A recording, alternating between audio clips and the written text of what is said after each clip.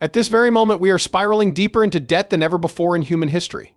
And this really does have a lot of huge effects on the whole world. It's the US, Europe, China, Russia, you name it. They are already being hurt by this. And it's going to get a lot worse soon. And cryptocurrency is a world that was made up in order to pretty much stay away from many of these problems. We'll be talking about the real problem we face today, though, with Jim Rickards. He will explain how we can basically get out of it better than most people and maybe even make millions of dollars through it.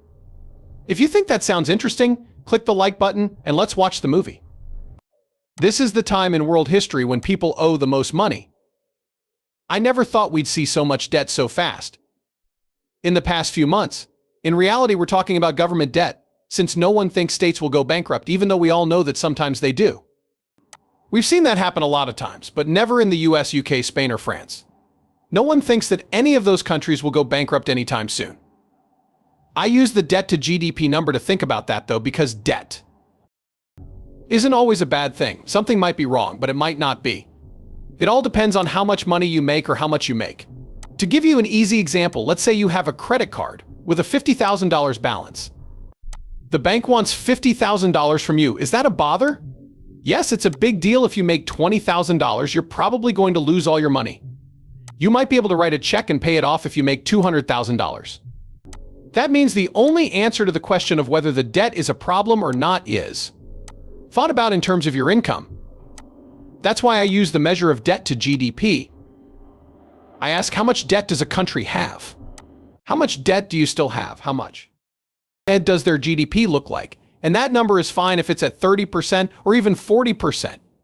You do have some debt, but you also have a strong economy, which means you should be able to pay it off by collecting taxes or finding other ways to make money.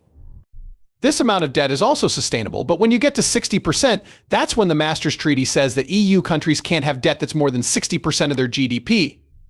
A lot of them do now, but when you get above 60%, Angela Merkel gets a little angry. I'm not saying this is a hard and fast rule. Italy, Spain, France, and another country are all above that level. On the other hand, 90% is another important level, and 90% of it comes from Ken Rogoff and Carmen Reinhardt studies, which they've shown in developing markets and developed markets all through the 20th century, no matter where you look. A few things happen when a country's debt to GDP ratio goes above 90%. First, taking on debt is no longer useful. People borrow money with the thought that they will spend it. That being said, I'll get $20 of GDP, which I will spend on something. Then the person who receives it will spend it, and so on. Another thing is that you'll get more than you borrow. This is called velocity, or the movement of money. In a very simple form, that's Keynesian economics. But Rogoff and Reinhardt have shown that's not true after 90%.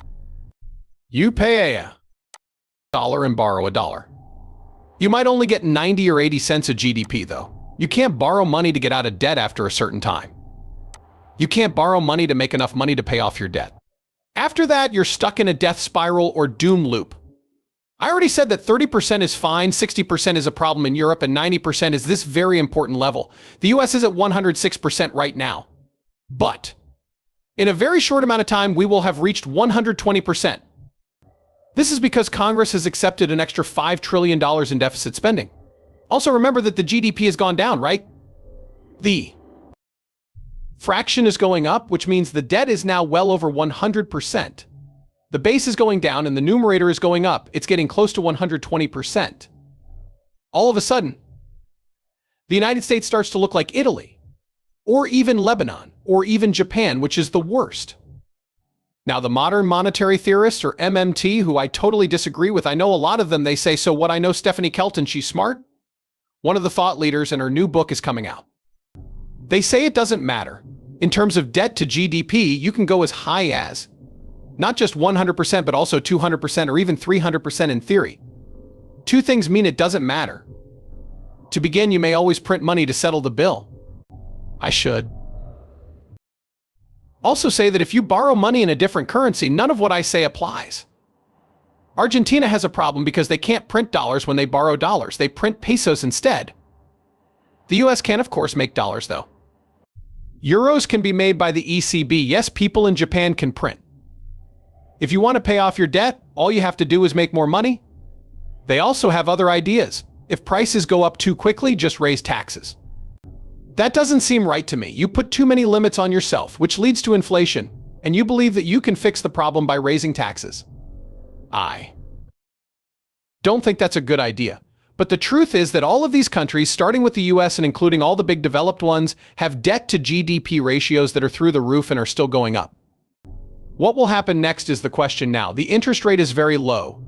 They are low because of the central banks. That means the debt payment isn't very good. There is a lot of debt. There is a lot of debt. There is a deficit, though, even if you're only paying a small part of 1%. This is because interest costs add to the deficit. That's the first thing. Our prices are not going up. There are people who say that. The central bank's printing of money to buy debt is inflationary. This is true. It's not true. That kind of big mistake comes from Milton Friedman and other people. It's not true. Speed, or the amount of money that changes hands, is what does cause inflation. When people lose faith in money, they spend it. And then someone else gets it and spends it too. It is being spent because people want to get land, gold, silver, fine art, real estate, and other hard assets. Or they buy something like a car or a fridge because they think the price is going up. Inflation can happen very quickly if the speed gets that high. This happened in the late 1970s. There is no real danger that any of these countries will not pay their debts then. They can print money, so they won't miss payments on their bill. The risk is rising prices. If I asked you, do I see inflation right now? Without a doubt not. Deflation is a different kind of danger that we will face. Debt failures happen when prices drop. Japan has been stuck in that for about 30 years. Yes, and I think Japan has been in a slump since 1990. I think the US has been in a slump since 2007. This is our second lost decade. Japan is about to start their fourth lost decade. It seems like every country is becoming more and more like Japan, though. I met with Saki Kibarasan. In the 1980s, he was very well known. His name was Mr. Yen. The Japanese government put him in charge of finances and called him Mr. Yen. But he's very smart and nice. I talked to him about this. I told Saki Kibarasan, your debt keeps going up, your debt to GDP ratio is through the roof, and your GDP is kind of flat, he replied. Yes, but you're missing one thing, the number of people living here is going down, as he said. In other words, their general GDP is staying the same, but their GDP per person is actually doing better. That makes sense because one day there will only be one person left in Japan. She will own the whole country and be the richest person in the world. What is very bad for Argentina? If you borrow dollars and then there is devaluation, what does that mean? It means that both cash and loans are becoming more valuable. Which means that even if you have very low interest rates, like we do, your dollar is worth more when you borrow it. This is called deflation. In real words, that means you owe more debt because your debt is worth more. The amount of debt is the same. That is, if you borrow $100 million, you have to pay it back. That stays the same. When prices drop, however, the $100 million becomes more valuable. We haven't seen this since the 1930s. Some people don't get it. No one living today has really lived through a time of strong deflation. A lot of us have dealt with inflation. We had it in the US in the late 1970s, and you're right, Argentina has had it more than once, and we can think of other places. When prices go up, people know what to do, but since the 1930s, no one has lived through real deflation. If you did, you would be 95 years old now. People don't really get it. But one thing it does is raise the real value of debt. In other words, you owe more money. If you were already in trouble and took money to get out of it, but now the debt is worth more, you owe more money. Where are you now? Every dollar gets harder to get, even if it doesn't show up in interest on the loan. It's better to use the dollar. In other words, it means you see a strong dollar. Now, the dollar might not be worth as much in your country. It's true. That might be good for both exports and tourists. In theory, someone with a very strong